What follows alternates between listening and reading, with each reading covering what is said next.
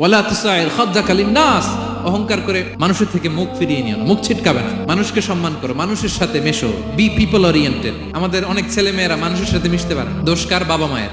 শেখায় না। একটা সময় আমাদের মনে আছে, ছোটবেলায় মেহমান আসলে আমরা এত খুশি হইতাম, মেহমানের কাছে যাইতাম, সূরা শোনাইতাম, কবিতা শোনাতাম, এটা খেলতাম, ওইটা করতাম, যাওয়ার সময় আমাদেরকে টাকা দিয়ে যেত, হায় রে খুশি।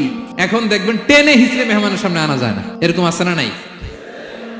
অনেক ফ্যামিলিতে এরকম আছে যে তারা সারাদিন ডিভাইস নিয়ে, এই ডিভাইস আসক্তি এত মারাত্মক পর্যায়ে পৌঁছেছে যে তারা মানুষের সাথে মিশতে পারে না।